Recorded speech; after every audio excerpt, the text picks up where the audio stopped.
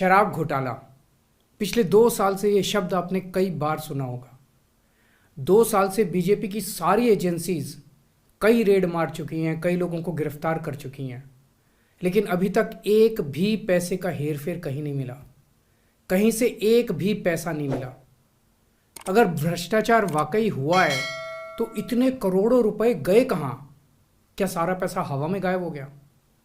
सच्चाई ये है कि किसी तरह का कोई भ्रष्टाचार हुआ ही नहीं। अगर होता तो पैसा भी मिलता। ऐसे फर्जी केस में आम आदमी पार्टी के कई नेताओं को इन्होंने अभी तक जेल में रखा हुआ है। किसी के भी खिलाफ कोई सबूत नहीं है, कुछ साबित नहीं हो रहा, खुलेआम गुंडागर्दी चल रही है, किसी को भी पकड़ के जेल में डाल दो। अब बीजेपी मुझे गिरफ्तार करना चाहती है। मेरी सबसे बड़ी संपत्ति, मेरी सबसे बड़ी ताकत मेरी ईमानदारी है।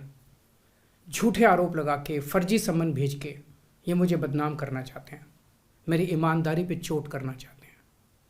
इन्होंने मुझे समन भेजे हैं। मेरे वकीलों ने मुझे बताया कि ये समन गैर कानूनी है। क्यों गैर कानूनी है? ये मैंने इनको विस्तार से लिख के भेजा है।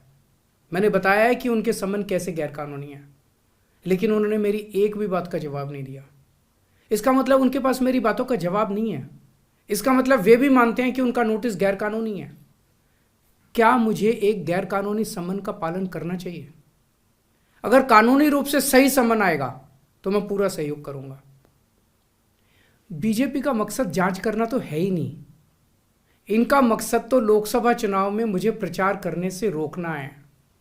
ठीक लोकसभा चुनाव के पहले इन्होंने मुझे समन भेजा है। क्यों? इस जांच को चलते 2 साल हो गए। अभी ठीक लोकसभा चुनाव के पहले मुझे क्यों बुलाया जा रहा है? पहले क्यों नहीं बुलाया?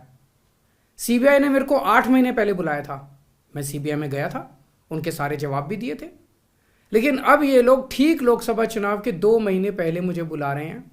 तो बीजेपी का मकसद कोई पूछताछ करना थोड़ी है। इनका मकसद है पूछताछ के बहाने केजरीवाल को बुला लो और उसे गिरफ्तार कर लो, ताकि मैं लोकसभा चुनाव में प्रचार ना कर पाऊं।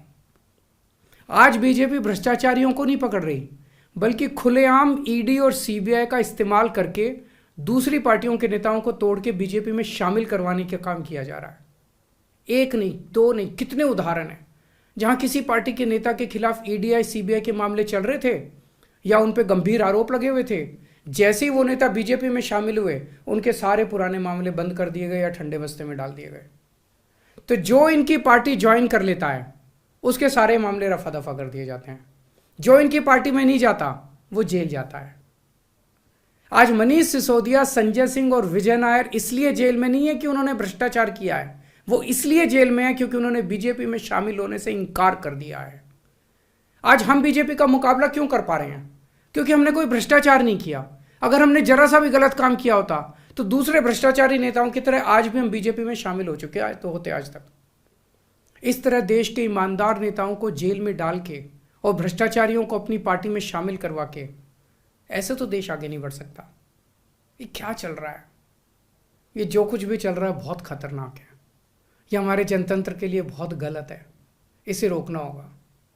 मैं हमेशा देश के लिए लड़ा हूं। मेरा तन मन धन देश के लिए है। मेरी एक एक सांस देश के लिए है। मेरी खून की एक एक बूंद देश के लिए है। मेरे शरीर का एक एक कतरा देश के लिए समर्पित है। हमें मिलकर देश को बचाना है। मैं पूरी जी जान से इनके खिलाफ लड़ रहा हूं। आपका साथ चाहिए।